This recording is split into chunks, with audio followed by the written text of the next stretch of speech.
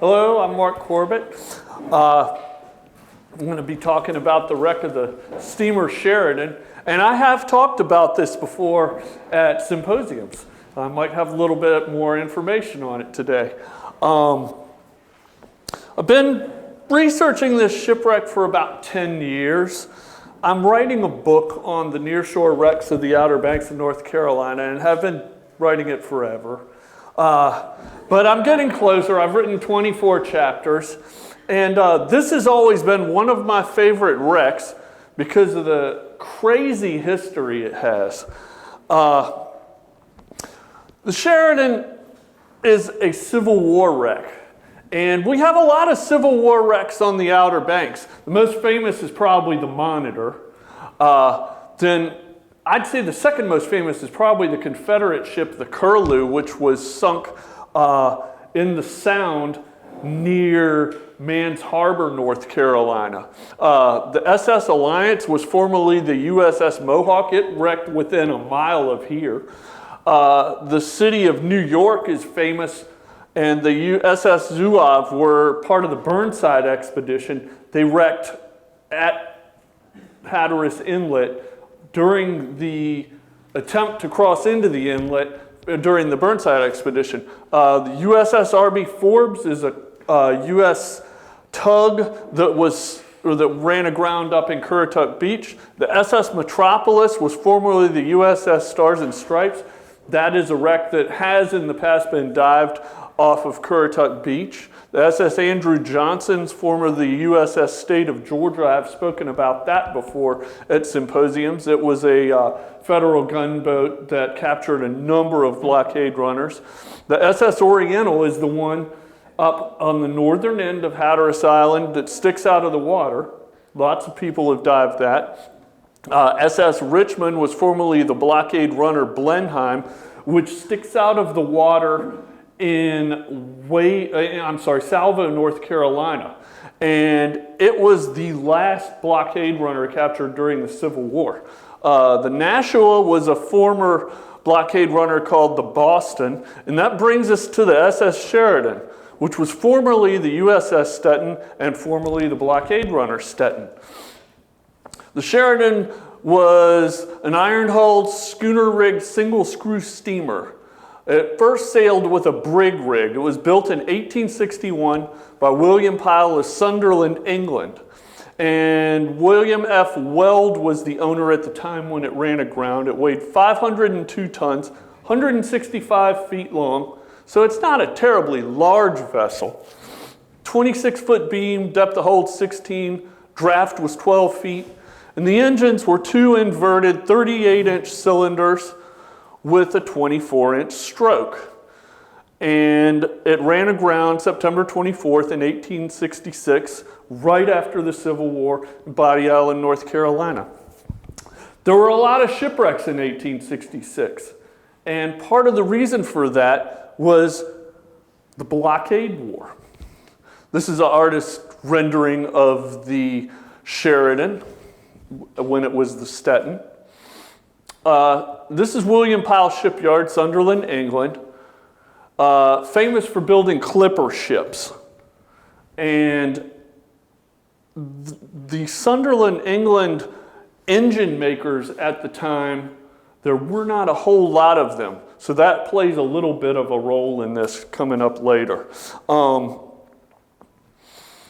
The ship was built here in Sunderland. You can see it's up on the northeast coast of England, and she carried on her first voyage she was bought, and during the Civil War the blockade runners mostly sailed from England.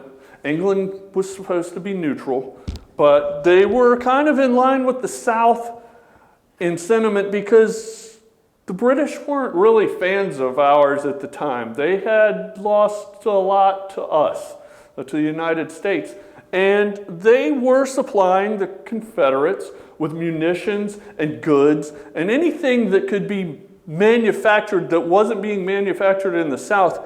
They stood to make a great profit by running the blockade and delivering the goods to the south. The primary ports were in the Gulf, like near Louisiana, New Orleans. Charleston, South Carolina was a big port. And the biggest port of all was Wilmington, North Carolina, and it remained as the last real open port during the Civil War. So the Stenton was built in 1861 and probably commandeered by somebody who paid some money for her to be a blockade runner. She wasn't very fast. She was 6 or 7 knots, which there were blockade runners that could do 20 knots. But that didn't come along till later, but they pretty much got a hold of any ship they could to try to turn a huge profit running the blockade. She left London. You can see London's down here in 1862, carrying 600 tons of salt, saltpeter, quinine, pig lead. Anybody know what pig lead is?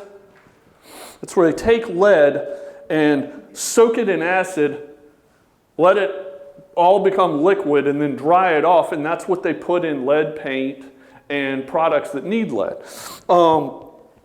She was carrying boots, shoes, car iron, brandy, champagne, gin.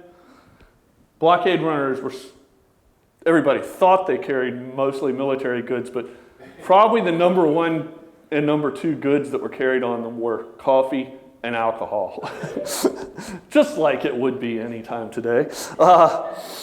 She was carrying kegs, boxes, tin plates, all kinds of things that would have been hard to get in the South because the manufacturing base really wasn't all that advanced in the South at the time. They had a couple foundries. Probably the most famous one was Tredegar in Richmond, Virginia. But they did not have a very large industrial base.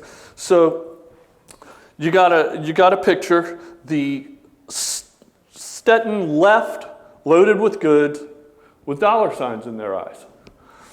This is the voyage that the Stenton took. She first took on coal. They sailed down to Portugal. Now, from Portugal, they headed across the Atlantic. Now, there were 3 main places that ships ran the blockade from. One was Nova Scotia, the other one was Bermuda, and probably the most popular was the Bahamas. The Bahamas were full of warehouses where goods would be sent from France and England and stacked in warehouses and then loaded onto blockade runners, which just kept going back and forth between the southern ports and the Bahamas. And every trip you made, they said you could pay for the ship on the first trip. She went to the Bahamas. Well, first she went to the Bermuda, which is strange, and then went to the Bahamas. Usually you just went to one of them. But this was early in the war. They sailed they were claiming paperwork said they were going to be going to Canada. But at the time she was captured, the captain was not on board.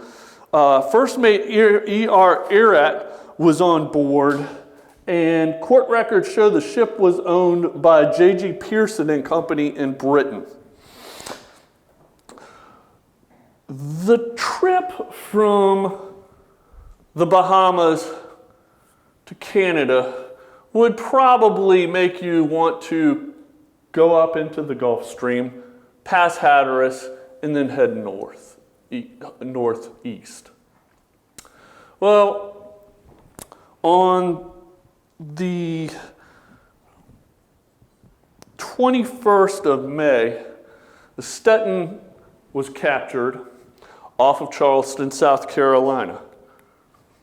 That's a pretty big deviation in course. The ship was sailing towards Charleston and ran into the blockade. And probably due to her slow speed, she didn't do very well when she ran into this ship, the USS Bienville. At 4:50 a.m., the Bienville spotted the Stenton headed for Charleston and began chasing it. At 5:40 a.m., the Stenton turned towards the northwest, towards Cape Romaine up here, and pulled kind of a little tricky maneuver. She dropped a boat into the water, and a group of men in the boat began rowing towards Cape Romaine. And of course, the Bienville has a choice. They're going to choose, well, we still got to go after the ship. Supposedly, there were 3 British men in that boat. I don't know if the captain was one of them or not. One of the men was named Hilton. They escaped into the south. And you've got to remember, British merchants were traveling to and from the south making deals. So these 3 fellas got away. At 6 a.m., a shot was fired over the Stetton's bow. By 6:22, she had stopped and was captured. Now, what comes next is an argument, of course, between the crew and the U.S. Navy over whether you were running the blockade or not. You know, everybody tries to talk their way out of a ticket, right? So, a good place. Now, I was very happy when I found out what Joyce was speaking about before I was doing my talk, because this is very interrelated. You have to find your sources of information to look these things up. And it's not the easiest thing in the world. But cases in prize argued and determined in the circuit and district courts of the United States between 1861 to 1865 was made into a book. And you can look up what they call the prize court records. That was basically when you went to court as a British citizen or a United States citizen, trying to determine whether you were guilty of running the blockade. And the Staten was taken to New York, and this is the record here, and they tried to claim that their chronometer was off. A chronometer is an extremely accurate wound clock that was used in navigation during these days.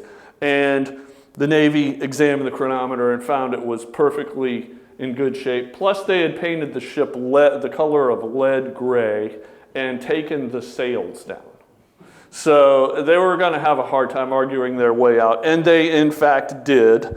The Stenton was turned into a United States Navy ship before its court date. That's how badly the United States needed these blockade ships to stop the goods flowing into the South. She was condemned of being a blockade runner on December 13th of 1862, and had already been commissioned into the Navy in November.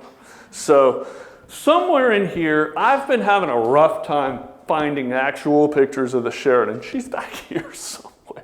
But these are ships captured by the blockade. These are all blockade runners in New York Harbor. And the Stenton was in that line of ships in New York Harbor. So the next thing that happened was she became a United States Navy blockade ship. She was turned into the USS Staten. That's how fast they wanted to turn these ships into blockade ships. They didn't even bother to rename it. It became, from the SS Staten, it became the USS Staten. These are merchant steamers converted into federal gunboats here. And you could see lots of steamers with paddle wheels and walking beam engines and sailors paddling around. It was now part of the Navy. This is a United States Navy steamer, and this is what the crew of a United States vessel at the time looked like. And blockader life was a long series of sitting, waiting, and watching, but you were burning a lot of coal the entire time you were on station because you had to keep the boilers hot, so if a blockade runner came into view, you could go after it. And blockaders stood to make a lot of money also because The United States government, when they sold these ships, often to themselves, put half the money into the pension fund of these Navy sailors, and the other half was literally split between the crew on a share basis, so that these sailors were motivated to do everything they could to capture blockade runners. This is where the ship ended up, off the same place it was captured. The blockading squadron of the South Atlantic. She went down on September 24th, 1862 under Master Edwin F. Devens, and he reported the most he could get out of the ship was 7 knots. Reported to Charleston, South Carolina for the blockade. So she went from a blockade runner to a blockader quickly, and that was very common.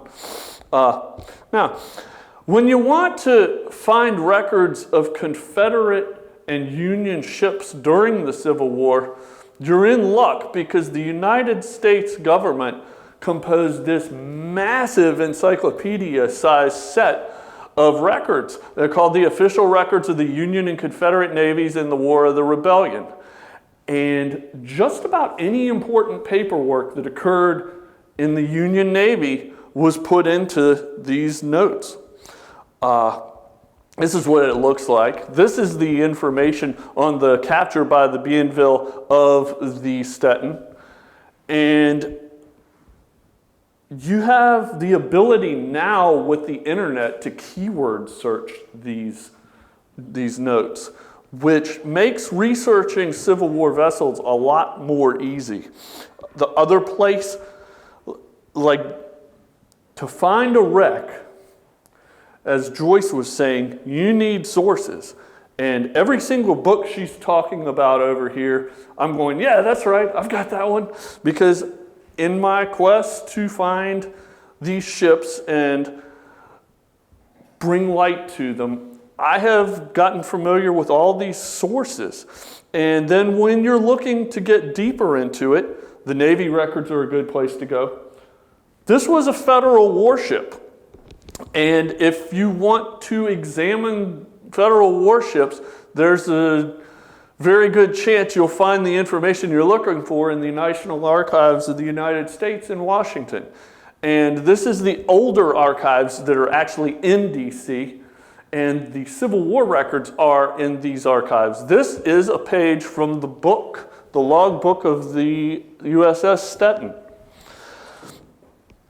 The Staten began life as a blockade ship and was witness to a pretty terrifying incident that occurred in Charleston Harbor. Well, the blockade just outside of Charleston. Now, you hear a lot about the Monitor and the Merrimack, but those weren't the only ironclads during the Civil War. This is the ironclad CSS Chickara and the ironclad CSS Palmetto State in Charleston Harbor. And you can look at these ships and tell what made them so devastating was these protected cannons and the armor that slopes up the side. So if you fire at this thing, it deflects off the armor and bounces up. Well, the incident happened on January 31st of 1863. The CSS Palmetto State and CSS Chickara sailed out of Charleston Harbor and took on the United States fleet that was blockading the entrance. The USS Mercedita was the first ship to encounter these ironclads, and then the USS Keystone State came into the conflict. The ironclads, for all intents and purposes, were impervious to the fire of the Federal gunboats.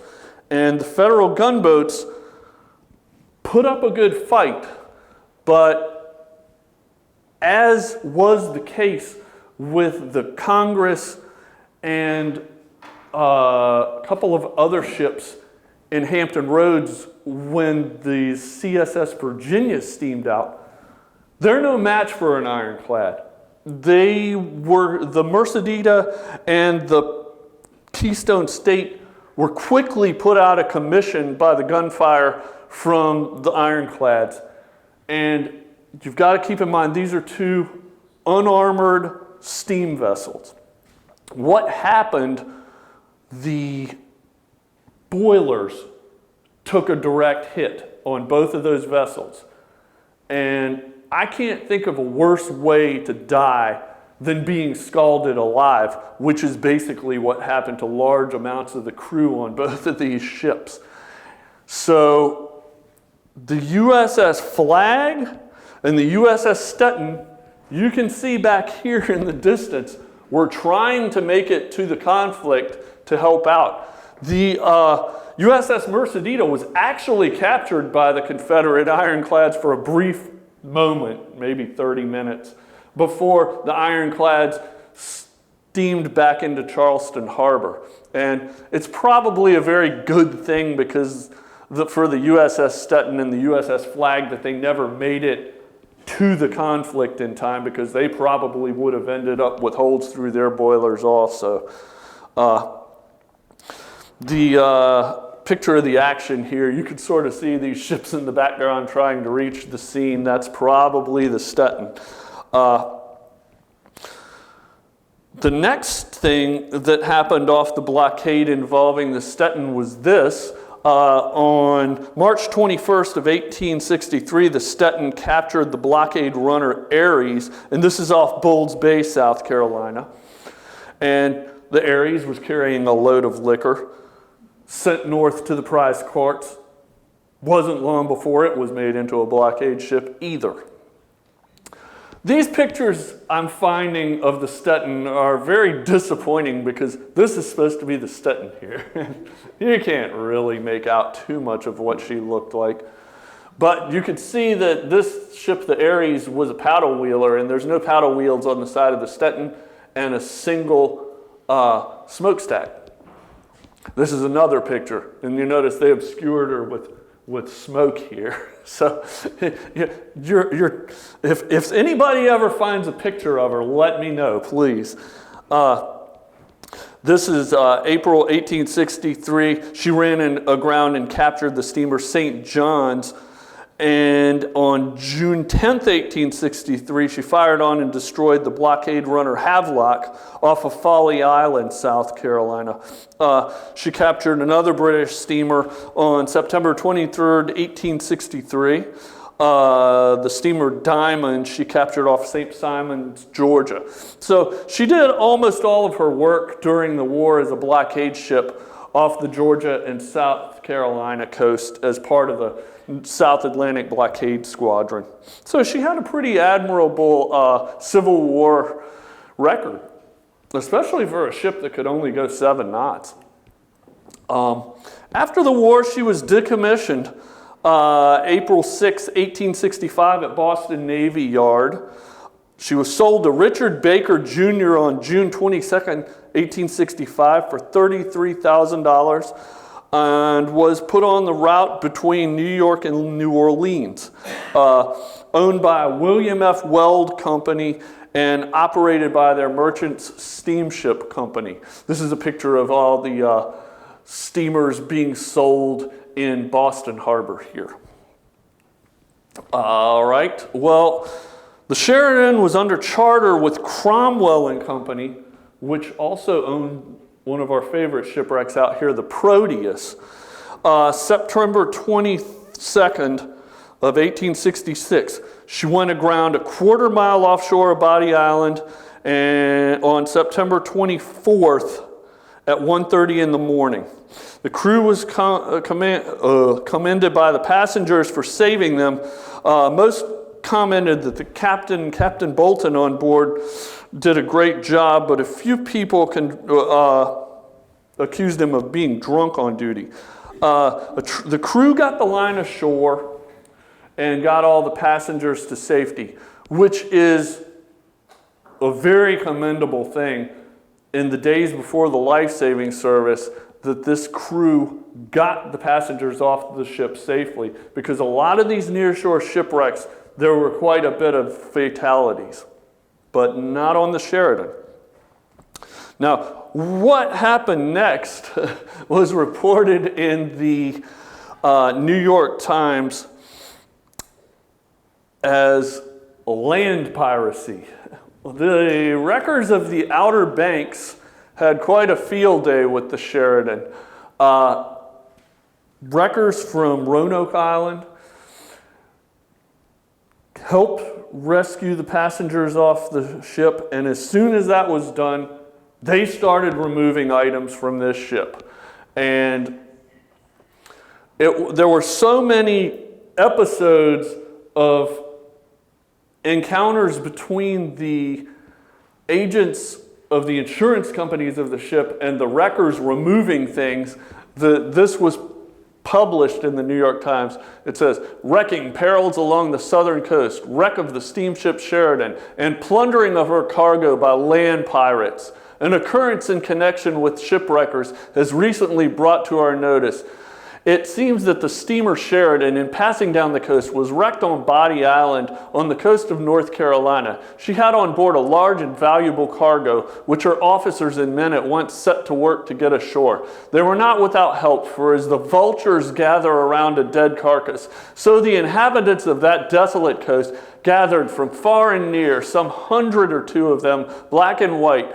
The officers and agents of the underwriters of the city, who, having heard of the wreck, had come down to look after the wrecked property, soon found that though these people were willing enough to aid in getting the property ashore, they seemed to have an extremely lax ideas of their duties towards it after it was ashore. So this is a classic Outer Banks tale of once that ship hit, they started pulling and pillaging. The Wilmington Journal reported on October 4th, 1866, right here, consisting of a rich merchandise valued at a little short of $1 million.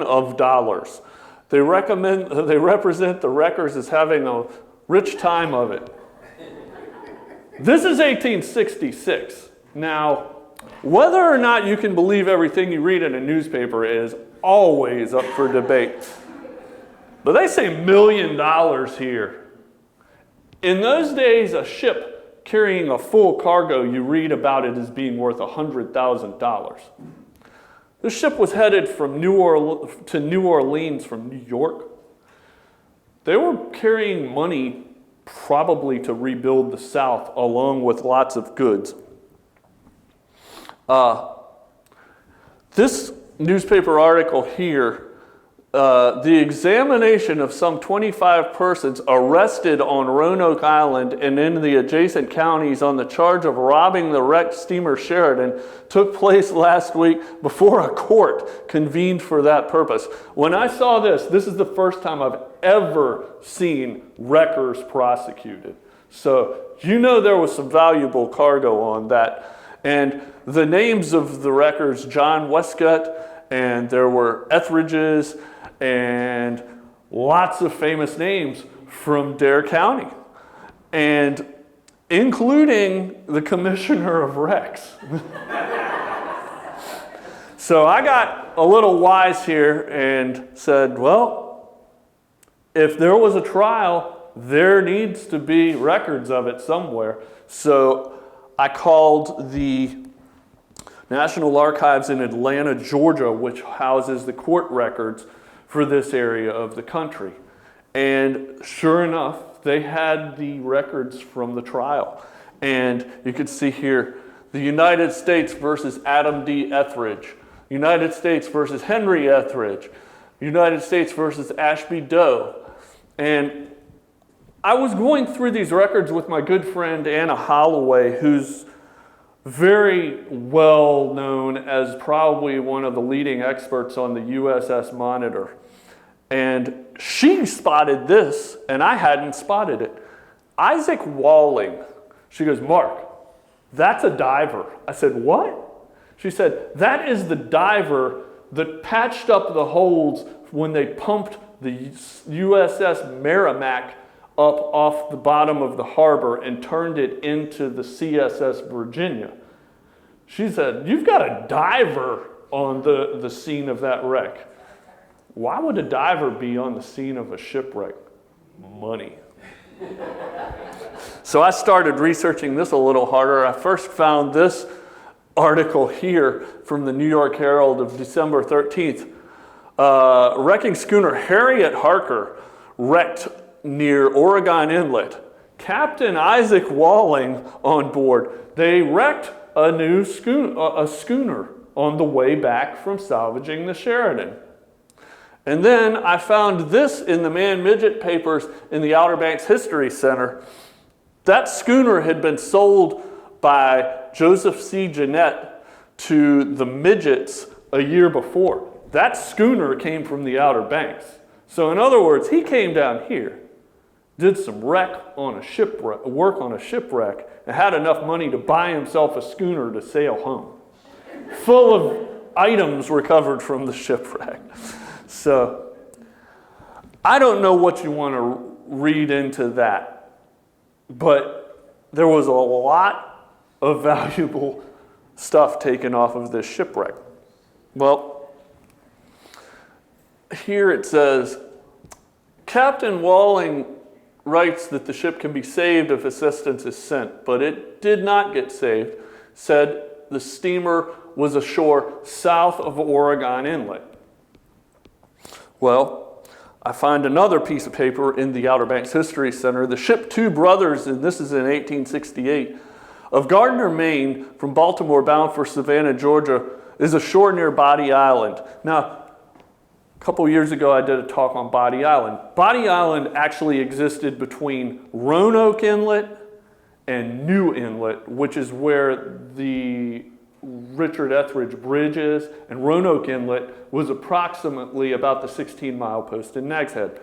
Bodie Island was split in two when Oregon Inlet formed. So Bodie Island's a tricky place to identify where a wreck was, because what's called Bodie Island now isn't all of what Bodie Island was. And you got to remember back here, it said it was south of Oregon Inlet. So the Two Brothers hit the wreck of the steamer Sheridan and bilged. Messengers Baker have sent the wrecking steamer Resolute to her assistance. So not only did the Sheridan sink there, it sank another ship there. Now, at this point, I was in the early stages of researching for my book. And a friend of mine named Uwe Lovis asked me a question. He asked a question about, hey, what do you know about an iron steamer on the north end of Hatteras Island? And I was like, I don't know, but I'm going to find out. So I started doing this research and came to the conclusion, well, the only one that I can think of that's not the Oriental is a ship called the Sheridan. And at that point, he said to me, well, we found something a couple of years back, but never had time to investigate it. And Uwe is pretty well known for finding the U-701, but he's found a lot of other shipwrecks too. He said that they threw their side-scan sonar towfish off the boat and hit something with the towfish. And these things cost a lot of money, so you can imagine that probably. But he said they went back and looked at it, and there was about 8 feet of relief, and it was iron, and gave me a few details about it. So it's been in the back of my mind that we need to investigate this, but he did not have the numbers anymore until he went and looked a few years later. And if you want to find wrecks, you've got to look for wrecks. And my favorite quote anybody has ever said about looking for wrecks came from Uwe. It's 5 minutes of research can be worth 5 days of searching. So he went back through his records and found these numbers and gave them to me. And my friend sitting in the back here, Reese, and he has got a boat. And last year we decided, let's go out and see if we can look at these numbers. So we went diving, and this is leaving early in the morning. And just like any other boat, they break down a lot. And we took this picture, it's almost sunrise, and we had to go back in and fix the cooling system in between there. But we still got out there in time to go do some looking. And we went down, and there's leaving Oregon Inlet in the back of a dive boat. It's a beautiful sight. We went and dove the city of Atlanta that day, and Paul, I believe, or somebody had mentioned the city of Atlanta earlier. This is a couple of pictures of the city of Atlanta. It is kind of green. That's the steering quadrant, and those are the boilers. And then the next trip we went on, we dove the San Delfino. That's the deck gun on the back of the San Delfino, and it's in great blue water that day. Just incredible. These are some pictures I took of it. And that's under the bow of the San Delfino looking up into the light. And both days we went back and we went to those numbers. And this is the boat pulled up on those numbers. And we are getting ready to tie into the wreck. It was a little bit difficult. We pulled up and Reese looked at the side scan sonar and said, yep, there's a wreck there. And I got into the water, and these are a couple of pictures I took of this wreck. And this is a boiler sitting on its side, and that's a valve on the end of a steam cylinder. Now, how do you determine whether this is what you think it is? Well, like Joyce was saying, you've got smoking guns.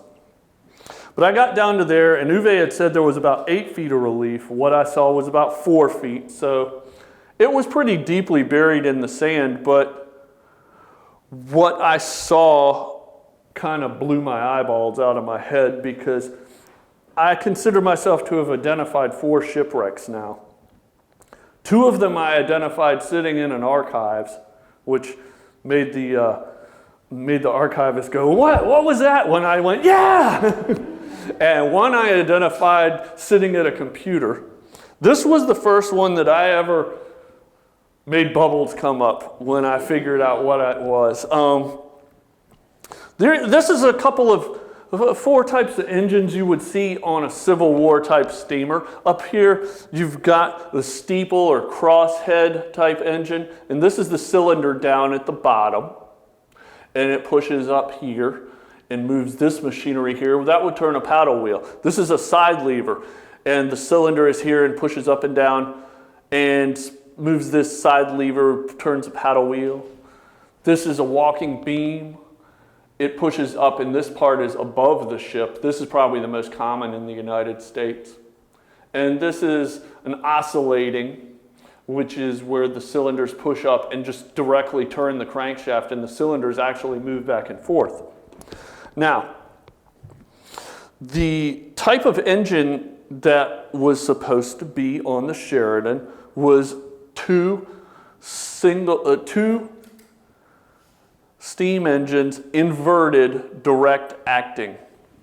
A direct acting inverted engine is upside down of what a lot of these engines are. The steam is pushed up out of the cylinder, forcing motion above. These are the more modern kind of engines, and they turn a crankshaft that's below them, a lot like what we have in cars today. So if we looked at the kind of engines that we had on the Stenton, also known as the Sheridan, 2 inverted engines. Diameter of cylinders 3 feet, stroke 2'4". Boilers 2 with 2 furnaces in each. So this is information from the US Navy records. And I'm looking at that saying, okay, you got 2 inverted.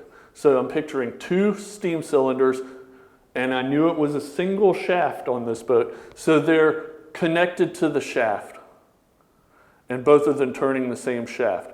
And it said 2 boilers, so I'm drawing a picture in my mind, okay, a boiler and a boiler. Now, you've got what it says here in the records, and there's a much more efficient type of engine that we see on these steamers we dive out. It's called the compound engine. The steam goes into a cylinder, pushes that cylinder, then goes into the next cylinder, pushes that cylinder, and then goes into another cylinder on some occasions, sometimes as many as 4 cylinders. And it's much more efficient than the single cylinder pushing the piston up and down with the steam being used once. But this is a fairly apt description of 2 inverted engines. Do we know if they were compound or whether they were simple? Well, not really. So I started doing a lot of research into early 2-cylinder steam engines, and it's a difficult subject. If you're at a maritime museum in England, you're probably tired of hearing from me. I've been bugging everybody I could ask about these, and just that I couldn't find information right away made it seem to me these were pretty rare if they weren't compounded. But a friend of mine in England by the name of Colin Bain did make note to me that a company called Stewart made 2-cylinder non-compound steam engines mostly for yachts. So I'm looking at it here and I'm seeing 1 cylinder here, 1 cylinder here, a steam chest in front, and they're turning 1 screw. This is not compound, so it did exist and was somewhat well known in the yachting industry. So here's what we have on the site. This is my drawing from looking from above on the steam cylinders. First off, this front steam cylinder has a valve on the right side. This back steam cylinder has a valve on the left side. This is the front steam cylinder here, and that's the valve on it. We've got 2 boilers here. It's kind of weird. This probably is a boiler. It could be a condenser. But I've got a boiler lying on its side between the engines and a boiler that's up on its end in front of one of the engines. And I look at it and say, if you knocked it over that way, it would probably be in the same place. So I've got 2 boilers on the site. This is the left steam engine. You'll notice the valves on the left side. You've got your 2 boilers. This boiler is sitting on its side like it should be. This one has popped up, and it looks like rusted. The case of it has rusted. But here you can see the pipes from the inside of the boiler, and here you can see where the steam came out of it. So we've got 2 steam pipes, 2 steam boilers, 2 steam engines, and a steam chest here. This is what's sticking out of the ground. These boilers are about 3 feet across. There's a pretty interesting looking piece behind them, this metal plate here that you'll see here. I think that is something that might be unique to the engine maker. You've got the steam chest behind it, these 2 covers here, and it all goes, that's what worked to time when the steam went into and out of the engine. And that's looking at the steam chest. Okay. And I'm going to finish up here. This piece is behind the wreck. It's an iron hull plate. We've got an iron hull on the site. So anyway, is this the Sheridan? It's in the correct location. It's got the correct machinery type, the correct machinery dimensions, the machinery somewhat rare, and the correct hull type. So in my book, that's pretty close.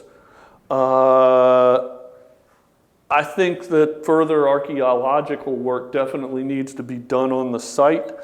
And that's about everything I have for you.